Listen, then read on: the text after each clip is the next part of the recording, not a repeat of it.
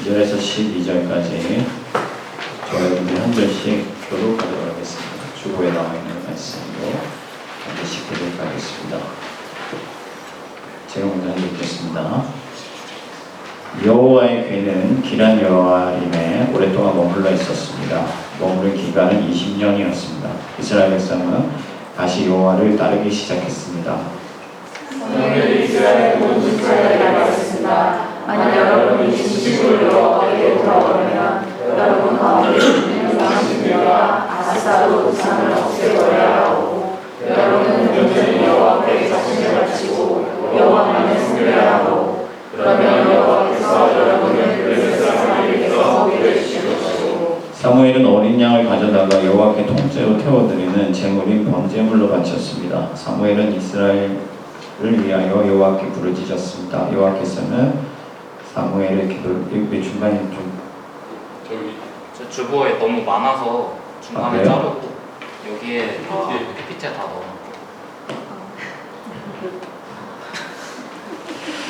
그렇군요. 그렇습니다. 그러면 제가 잘 안 보이기 때문에 지금 9절부터 12절까지만 하겠습니다. 여호와께서는 사무엘의 기도를 들어주셨습니다. 10절 읽으시면 되겠습니다. 사무엘이 태워드리는 제물인 번제물을 바치고 있는 동안 블레셋 사람들은 점점 가까워갔습니다. 그들은 이스라엘을 공격했습니다. 그날에 여호와께서는 블레셋 사람들을 향하여 큰 청소리를 내셨습니다. 블레셋 사람들이 그 소리를 듣고 놀라 크게 당황했습니다. 그래서 이스라엘 사람들은 블레셋 사람들과 싸워 이겼습니다. 이스라엘 사람들이 미스바에 달려나가 블레셋 사람들의 뒤를 쫓았습니다. 이스라엘 사람들은 벳갈까지 뒤쫓으면서 블레셋 사람들을 죽였습니다.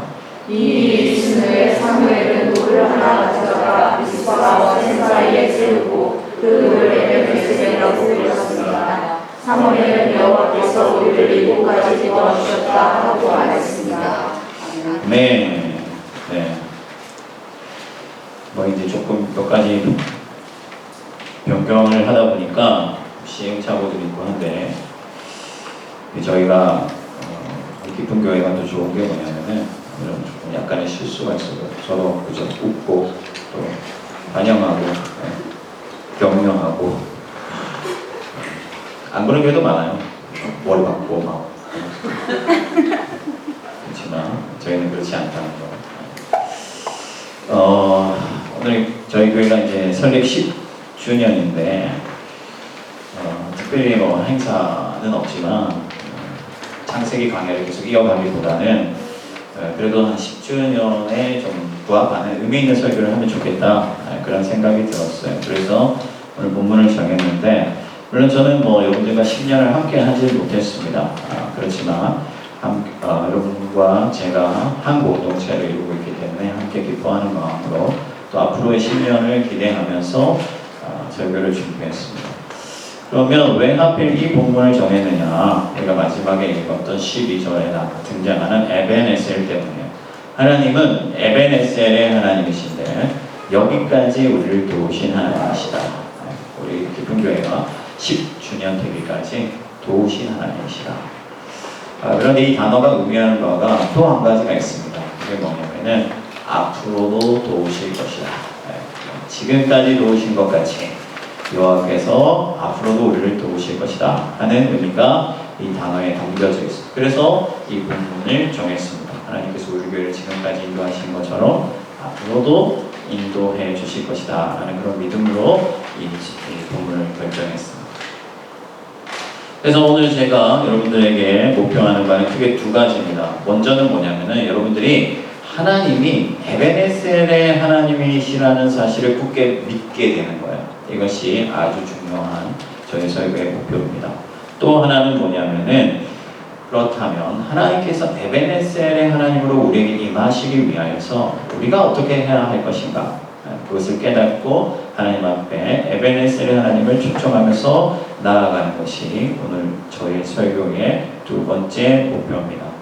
오늘 본문 말씀을 보면요, 이 7장에 이르기 전에 이스라엘 상태는 상당히 어려웠어요. 여러분들 이가봇이라는 단어 들어보셨죠? 예. 그 엘리의 며느리가 아들을 낳았는데 그때 이제는 시아버지도 죽고 남편도 죽고 이스라엘을 폐하고 이런 상황이 임했어요. 그래서 하나님의 영광이 우리에게서 이제 떠나갔다. 하나님이 우리를 버렸다라는 의미에서 이가봇이다. 그렇게 아이의 이름을 지었습니다. 그러니까 이가봇의 상태였어요. 이스라엘은. 그런데 이 7장 우리가 오늘 읽은 이 본문을 지나면서 역전이 일어나면서 에베네셀의 하나님을 고백하게 되거든요. 그럼 그 과정사에 어떤 일이 있었는가 하는 것을 우리가 살펴보고 에베네셀의 하나님을 발견하고 또 우리가 어떻게 해야 될지를 깨닫는 그런 시간이 되기를 소망합니다. 그럼 에베네셀의 하나님이 임재하시는 공동체가 되기 위하여 우리가 해야 될 일이 무엇이냐? 첫 번째, 가장 먼저 우리가 선행해야 될 일은 뭐냐면은 하나님을 사모하는 것이다 하는 거예요. 우리가 쉬운 성경을 읽었는데 쉬운 성경을 보면은 여호와를 따르기 시작했습니다 이렇게 2절에 되어 있어요. 근데 이것이 좀 원문의 원래 성경의 의미를 제대로 살리지 못했다. 왜냐면은 이 원문을 보면은 그 뉘앙스는 슬픔이에요. 애통하는 마음이에요. 그러니까 그 개역개정 성경에는 사모했다. 그들이 사모했다. 이렇게. 그런데 사모곡 이런 노래 제목 들어보셨죠? 그러니까 사모했다. 이렇게 되어 있습니다. 이 말이 조금 더 원문에 가까운 번역이에요. 무슨 말이냐면은 이스라엘 백성들이 지금 슬퍼하고 애통하고 있어요. 왜? 여호와께서 그들 곁에 없기 때문에 하나님의 도우심이 없기 때문에 여호와를 간절히 사모하고 있습니다. 여호와께서 내게 와주시기를 여호와의 도움이 임하기를 하나님이 우리를 구원하시기를 그렇게 사모하고 있었다 하는 거예요. 그러니까 마치 뭐라고 해야 될까요? 사랑하는 연인들이 있는데 헤어졌습니다. 여러분들 그런 경험 해보셨나요? 안 해보신 분들도 계시겠고 모태솔로도 계시겠고 그렇지만 어쨌든 헤어졌어요. 그랬을 때 상대방이 사무치게 그립다, 만나고 싶다, 보고 싶다. 그럴 때 이 사모했다 이 단어가 그런 의미라는 거예요. 당시 이스라엘 형편은 사실은 말이 아니었거든요. 전쟁에서 졌어요. 그래서 모든 권리를 박탈당했어요. 그때 당시 전쟁에서 졌다는 거는 지금하고는 완전히 다른 거예요. 지금은 뭔가 국제법이 있어서 뭔가 존중되고 이런 시대지만 전쟁에서 졌다는 거는 모든 권리를 남편을 빼앗기고 또 아버지를 잃고 땅을 빼앗기고 모든 어떤 자기들의 소산들을 빼앗기고 그렇게 힘든 나라들을 보내고 있었다 하는 거예요. 그래서 모든 소망이 끝난 것 같고 이제는 더 이상 희망이 없고 절망의 구렁텅이에 빠진 것 같았다. 그러나 하나님의 괴가 기란 여행에 20년간 머물면서 하나님이 그들에게 희망을 주셨어요. 내가 너희와 아직 함께 있고 내가 너희를 떠나지 않았다 하는 것을 보여주셨어요. 그랬더니 이스라엘 백성들에게 소망이 생겨나기 시작했어요. 하나님이 다시 한번 우리에게 기회를 주신다면 하나님이 우리를 찾아와 주신다면 하나님의 능력이 임한다면 우리가 반드시 역전되고 또 우리의 구원을 이룰 것이다 하는 믿음이 생겨나기 시작했어요. 그래서 이스라엘 백성들이 자기들을 실어버리지 아니하신 그 여호와를 갈망하기 시작했다. 사모하기 시작했다 하는 것이 오늘 우리가 읽은 본문의 도입 부분입니다. 그러니까 에베네셀의 공동체로 나아가기 위해서 우리가 가장 먼저 해야 될 일은 뭐냐면은 여호와를 사모하는 것이에요. 우리가 사무엘상 이 전반부는 사사시대의 마지막 부분입니다. 그러니까 사사기의 연장선이라고 볼 수 있는데 그런데 사사기의 패턴이 뭐냐면요.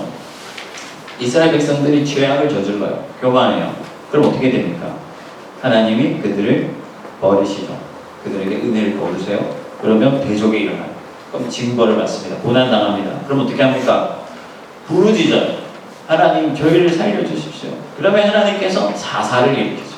한 사람을 일으키셔서 구원하시죠. 이 이야기가 사사기 계속 반복됩니다. 그럼 사사기가 이 패턴을 반복하는 이유가 뭐냐면은 여호와를 사모하는 이상 끝난 것이 아니라 하나님은 언제든 이스라엘 백성들도 들어오실 것이고 그들을 구원하실 것이다 하는 것을 보여주는 거예요. 오늘 부분도 마찬가지입니다.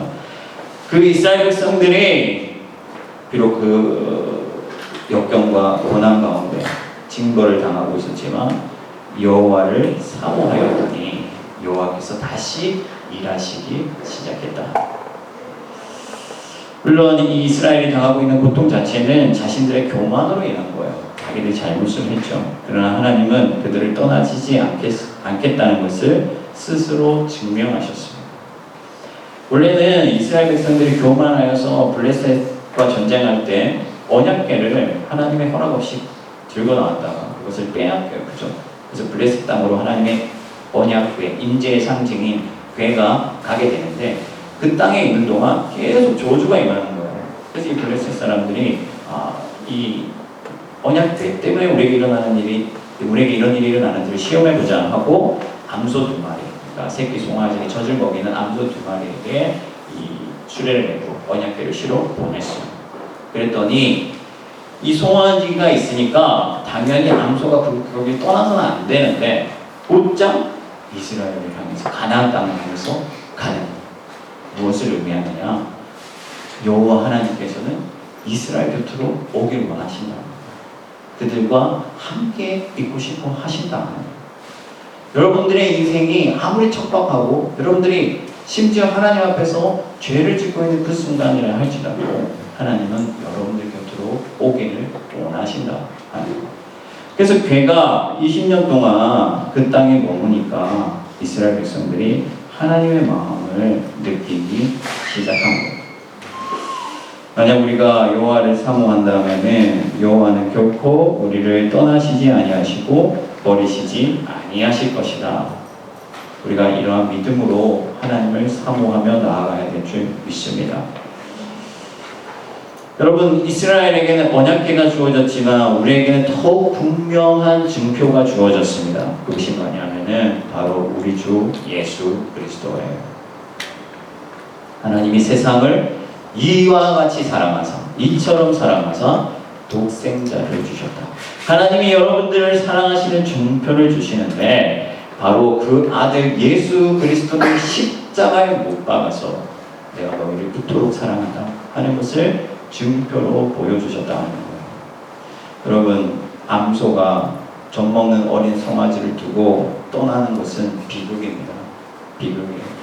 그러나 하나님은 그 비극을 통하여서 얼마나 하나님이 이스라엘과 함께하길 원하시는지를 보여주시는 거예요. 역설적으로.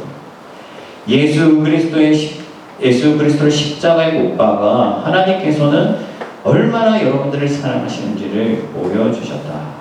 그러니 끝난 것 같아도 아무리 메말랐어도 아무리 소망이 없어도 우리가 여호와를 사모한다면 우리 하나님 여호와께서는 여러분들에게 은혜를 베풀어 주실 줄 믿습니다. 그래서 저는 우리 기쁨 교회가 앞으로 10년을 이제 더 나아가야 되는데 무엇보다도 여호와 하나님을 사모하는 공동체, 하나님만을 갈망하는 공동체가 되기를 진심으로 바랍니다. 만약에 우리가 여호와 한 분만을 그렇게 갈망하고 사모하고 나아간다면 하나님은 기꺼이 우리 가운데 찾아와 주실 것이고 자기 자신을 내어주실 거예요.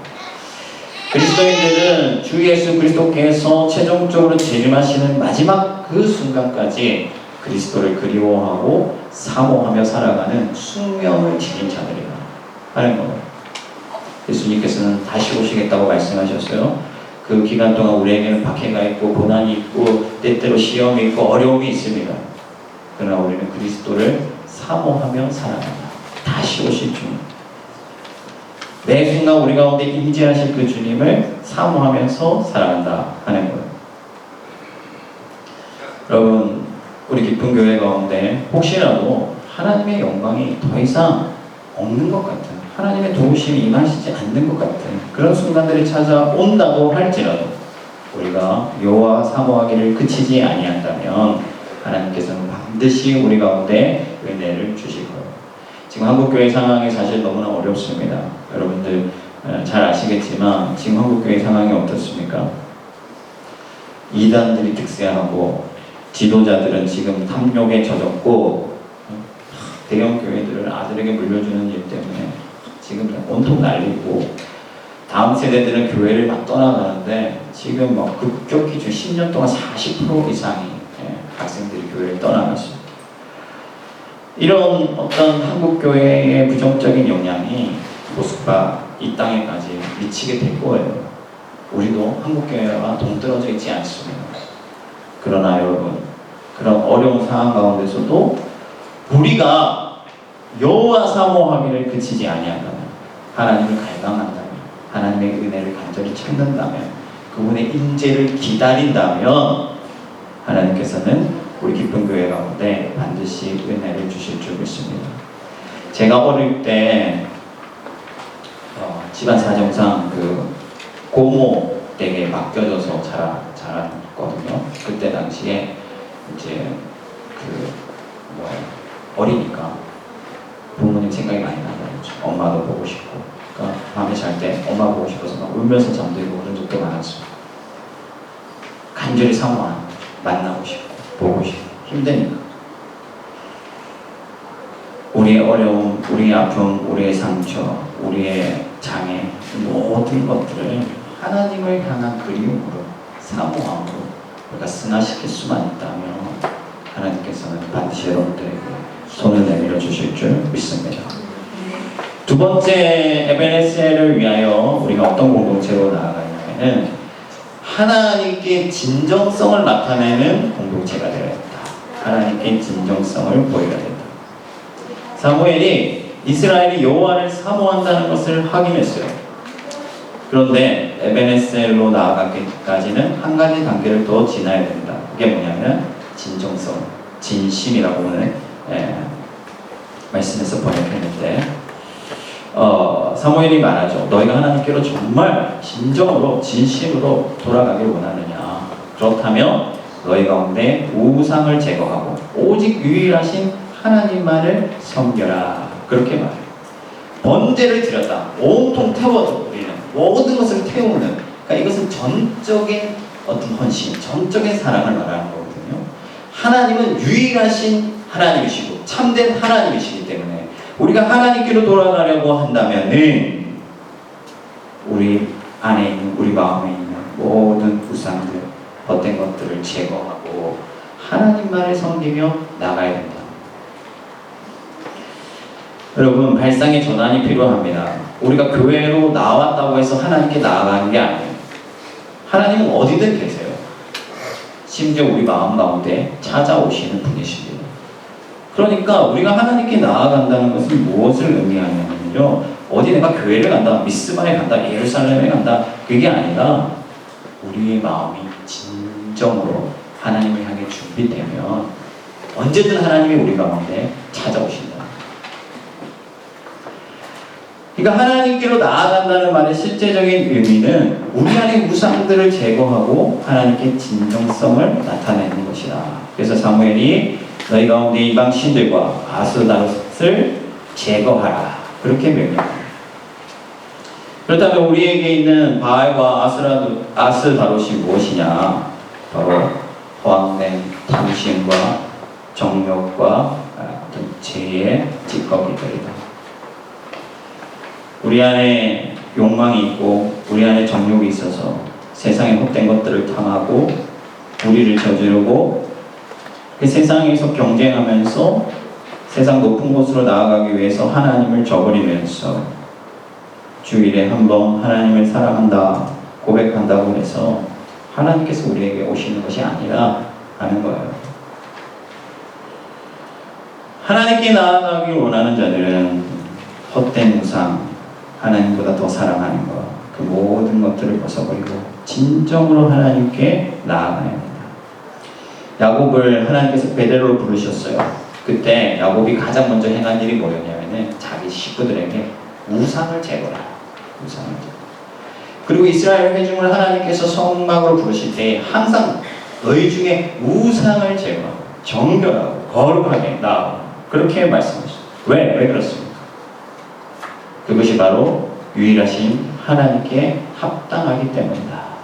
그렇지 아니한 것은 하나님께 합당하지 않아요. 그러니까 이것은 하나님을 속이는 것이고 하나님께 거짓을 보이는 것이고 하나님께 위선을 떠는 거예요. 여러분 선지서를 보면요, 이스라엘의 죄악에 대해서 철저히 고발하는데 어떤 죄냐? 번제를 드려요, 제사를 드려요. 그런데 가지고 나오는 제물을 살펴보면 다리 저는 것, 눈먼 것, 자기들한테 별로 필요하지 않은 것들, 그런 것들을 가지고 나오는 거예요. 그러면서 하나님 앞에 제사했다, 예배했다, 나는 많은 예물을 드렸다. 친구의 재물을 당하고 동포를 압제하고 그들에게부터 착취한 돈을 가지고 나가서 하나님 앞에 헌금하면서 나는 하나님 앞에 이만큼 드렸다라고 자랑합니다. 그러니까 하나님께서 말라기에 보면요, 뭐라고까지 말씀하시냐? 너희 중에 누군가가 나서서 성전문을 닫아버리면 좋겠다.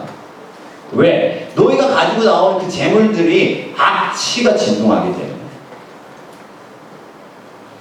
누구든지 하나님께 나아가고자 하는 자는 그 마음에 우상들을 제거하고 순전한 마음으로 하나님 앞에 나와야 된다. 그래서 예수님께서도 당시에 바리새인과 서기관들의 그 외식과 위선을 책망하셨어요. 여러분들 그 콩 같은 거 있잖아요. 그거 한 포대 사오면 이 바리새인들이 어떤 사람들이냐면요, 그 콩을 다 세가지고 100개를 샀으면 10개를 11조 하는 사람들이에요. 너무 진짜 철저한 사람들이에요. 근데 그 사람들이 드리는 예배를 하나님이 받으시느냐? 아니, 그들의 예배는 위선으로 정적으로 가득해요. 진정으로 드려지는 예배가 아니다. 아니. 예수 그리스도께서는 온갖 시험을 받으셨지만 오직 순전한 하나님 한 분만을 사랑하시고 그 마음에 모든 어떤 헛된 생각들이 없이 어떤 욕망이 없이 순수하게 하나님을 사랑했다. 그래서 예수님이 뭐라고 하셨냐면은 천국은 누구의 것이다? 어린아이와 같은 자의 것이다. 저는 우리 기쁜 교회가 진정으로 하나님 한 분만을 섬기는 공동체가 되기를 소망합니다. 자금의 한국교회를 보면요, 너무 위선이 많아요. 화려하고 퍼포먼스 같은 것들을 넘치는데 진실한 마음이 없다는 거예요. 그 동아그룹 예전에 부도 나오고 나서 그 세금 체납해가지고 세금 기동대가 탁 들어가가지고 이제 막 뒤지니까 시사 프로에 나왔잖아요. 뒤지니까 막 현찰이 다발로 막 나오는데 거기서 막 11조 봉투가 막 그래서 현금을 막 챙겨가려고 세금 기동대가 현금을 챙겨가려고 하니까 이거 우리 하나님께 11조 해야 되는 거 못 가져가게 하는 거야. 여러분 남의 내 사기치고 남의 돈을 착취해서 아무리 돈을 많이 모아도 그 11조 드리면 하나님이 그거 받으시겠어요?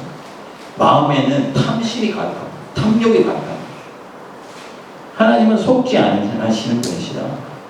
그러므로 우리 교회에 앞으로 있을 모든 예배와 모든 활동이 단지 종교적으로 그리고 형식적으로 드려지는 것이 아니라 하나님을 향한 저와 여러분들의 진정한 고백이 되기를 소망합니다. 주일도요, 여러분 그냥 교회 가야 되니까 안 가면 뭔가 찝찝하니까 교회 빠지면은 다음날 교통사고 날 것 같고 그런 마음 때문에 오는 게 아니라 정말 하나님이 없이는 안 되니까 하나님 한 분만이 내 인생의 주이시니까 그것을 고백하기 위해서 하나님이 정하신 날에 내 시간을 하나님께 드리겠다. 그 마음으로 여러분들이 하나님 앞에 나오면 하나님이 그 마음을 받으시고 여러분들이 그를 받아주십니다.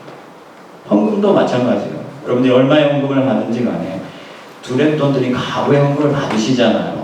하나님은 양을 보시는 게 아니라 마음을 보시고 중심을 보시잖아요.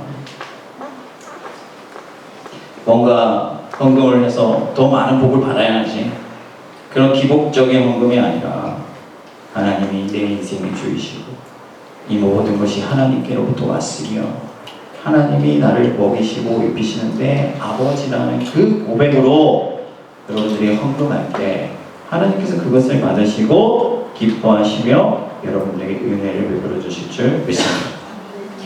마지막 세 번째입니다. 세 번째는 뭐냐면 하나님께 항복하는 공동체가 되는 겁니다. 하나님께 항복하는 공동체가 되는 겁니다. 사무엘이 여호와를 섬기길 원한다면 미스바로 모이라고 했어요. 그곳에서 했던 일이 두 가지입니다. 하나는 그들의 잘못을 회개하는 것이죠. 회개하는데 번제를 드린 이후에 물을 부었어요. 물을 부었는데 물을 붓다는 것은 신학적인 의미로 항복함, 그러니까 모든 것을 내려놓는 것, 자기를 부인하는 것을 의미해요. 그러니까 이전에는 우리가 우리 자신을 의지하고 우리의 힘을 의지하고 우리의 능력을 의지하고 우리의 지식을 의지했지만 이제는 하나님 앞에 모든 것을 쏟아붓습니다. 하나님께 항복합니다. 하나님만이 능력이십니다. 하나님만이 주이십니다. 하나님만이 참된 지혜이십니다. 하나님만이 권세 있으십니다. 하고 내려놓는 거예요. 그렇게 자기를 부인합니다. 그리고 미스바에서 했던 일이 뭐냐면 바로 기도하는 거였어요. 하나님께 항복한 자들의 가장 뚜렷한 특징은 뭐냐? 여호와 하나님께 간구하는 것이다. 간구하는 것이다. 여러분들의 생활 속에서 기도가 없다면요, 기도하지 않는다면요, 여전히 내가 살아있는 거예요. 내가 할 수 있으니까 기도하지 않는 거예요. 내가 이룰 수 있기 때문에 기도하지 않는 거예요. 만약에 여러분들이 철저히 하나님 앞에 항복하고 겸손한 마음으로 하나님이 없이는 안 된다고 생각한다면 하나님 앞에 기도하지 않을 수가 있겠습니까? 제가 한국교회에 있을 때는요, 가야 되니까 가는 거예요. 목사가 새벽기도 안 나오면요, 보는 눈이 얼마입니까? 가야 돼. 근데 여기 오니까 이제 보는 눈이 없잖아요. 저 혼자 집사람만 그냥 자면 아무 상관이 없어요. 그런데 제가 새벽에 일어나는 거예요. 화장실 가고 싶어서 일어나는 게 아니고 일어나는 거예요. 기도하고 있어요. 왜? 여러분들의 영혼이 너무 소중하잖아요. 너무 귀한, 천하보다 한 영혼이 귀하다고 했는데 이 많은 영혼들을 하나님께서 내게 맡겨주셨는데 하나님이 없이는 안 되기 때문에, 하나님의 은혜가 없이는 이룰 수가 없기 때문에 새벽에 일어나 기도하는 거예요. 기도하는데 여러분, 제가 소리치고 막 정말 간절히 기도하고 싶은데 다 자고 있죠. 다 자고 있죠. 같이 일어나서 기도하면 좋지만 어쨌든 다 자고 있어요. 그러니까 소리쳐서 기도할 수 없으니까 제가 타이핑을 하면서 여러분들을 위한 기도 제목들을 타이핑하면서 하나님 들어주십시오. 우리의 필요를 채워주십시오. 우리에게 은혜 주십시오. 기도하는 거예요. 여러분, 간절히 구해보세요. 하나님은 여러분들의 간구에 귀를 기울이시는 하나님이신 줄 믿습니다. 떠나간 연인이 아쉬워서 그 연인을 붙잡고 싶어서 막 제발 내게 돌아와 달라고 그렇게 간구하는 것처럼 하나님께 매달려 보세요. 하나님 왜 들어주시지 않겠어요? 떠나간 여인은 마음이 변심했으니까 돌아올 리가 없지만 하나님은 언제나 여러분을 사랑하시는 분이시기 때문에 필요로 한 것 구하면 주신다 하는 것. 여러분, 이스라엘이 블레셋의 지배를 오래 받았지만 그들이 여호와께 항복하고 여호와를 의지하니까 하나님이 그들을 이기게 하셨어요. 그래서 그들이 에베네스의 하나님을 찬양했습니다. 성경 전체가 그 사실을 분명하게 증명하고 있습니다. 여러분, 다윗이 골리앗을 어떻게 이겼습니까? 다윗이 골리앗을 어떻게 이겼습니까? 그의 힘으로, 능력으로? 아니죠. 나는 칼과 창을 의지하지 아니하고 살아계신 여호와 하나님 그 이름을 의지한다. 그 이름을 의지할 때 하나님께서 다윗을 이기게 하셨다 하는 것. 전쟁이 여호와께 있다는 것을 여러분 믿으시기 바랍니다. 우리 공부하는 학생들도 내가 열심히 하면 성적 잘 나오고 앞으로 창창할 것 같지만 아니에요. 하나님이 우리 인생 붙들어 주셔야 돼요. 여호수아와 홀이 모세의 팔을 들잖아요. 그죠? 르비딤에서 전쟁할 때 모세의 팔이 내려가면 지거든요. 모세의 팔이 들려있어야 이기는 거예요. 그래서 모세가 안고 여호수아 홀이 옆에서 팔을 잡아가지고 이렇게 탁 들고 있는데 사람들이 이 본문 가지고 어떻게 설명하냐면 이렇게 힘을 합치는 게 중요하다. 중보가 중요하다. 이렇게 하는데 지금 그 성경에서 보여주고자 하는 것은 그게 아닙니다. 전쟁이 누구에게 달렸느냐 하는 거예요. 하나님의 말씀. 네가 팔을 들면 이기리라. 하나님의 말씀에 전쟁이 있다는 거예요.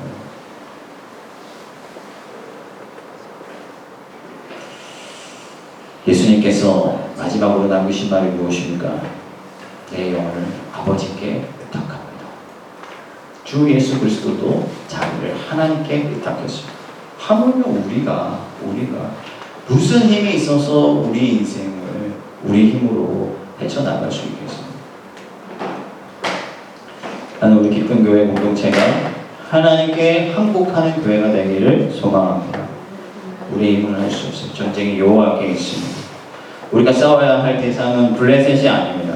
여러분, 한국 교회가 지금 블레셋과 전쟁하는데 칼과 창으로 하려고 하는 거예요. 높은 건물을 지어가지고 어떤 목사님이 2,100억을 들여가지고 교회 건물을 지었는데 그분이 하신 말씀이 뭐냐면은 어떤 나라가 전쟁을 할 때 전투기 한 대도 뭐 2,000원씩 하는데 우리가 하나님 나라 전쟁하면서 그 정도 돈 써야 되지 않겠냐 이러면서 하여튼 돈을 걷어들여가지고 건물을 화려하게 지었는데 그것으로 세상을 이길 수 있느냐?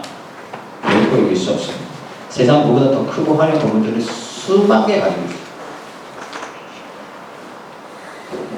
우리가 우리의 힘으로 우리의 창과 우리의 칼로 승부수를 내려고 한다면 저 세상의 거대한 펀치에 우리는 속수무책이에요. 더구나 우리는 더 가진 게 없어요. 그럼 우리가 무엇으로 승부해야 되느냐? 여호와의 이름, 하나님께 항복하고 하나님의 영광과 하나님의 능력과 하나님의 지혜와 하나님의 거룩을 간절히 구하며 나아갈 때 여호와께서 이가복 같은 우리를 에베네셀의 공동체로 만들어 주실 줄 믿습니다. 말씀을 마치겠습니다. 보쌈이 쉬고 있기 때문에 빨리 마치고. 사무엘이 전쟁에 이기고 나서 그곳에 기념비를 세우고 에베네셀, 하나님이 지금까지 도우시고 앞으로도 우리를 도우실 것이다, 그렇게 말씀. 저와 여러분의 하나님입니다. 이것을 굳게 믿으시길 바라요. 여러분들의 하나님이에요. 여러분들의 하나님이 에베네셀의 하나님이에요. 그 하나님을 우리 가운데 초청하는 것은 뭐냐면은 뭐라고 했습니까? 여호와를 사모하라. 다른 거 사모하라. 다른 거 기대하는 것이 아니라 여호와 그분만을 사모하라. 그리고 하나님 한 분만을 진정으로 섬기고 모든 우상들을 제거하는, 진정성을 하나님 앞에 드러내는, 그리고 하나님께 완전히 항복한 상태에서 오직 하나님의 능력을 구하는. 그리하면 하나님께서 대적의 손에서 여러분들을 건지실 것이고 하나님의 영광에 이르게 하여 주실 줄 믿습니다. 아멘. 우리 함께 찬양하고 결단하는 기도 드렸으면 좋겠는데, 마음이 상한 자를 고치시는 주님 함께 찬양하겠습니다.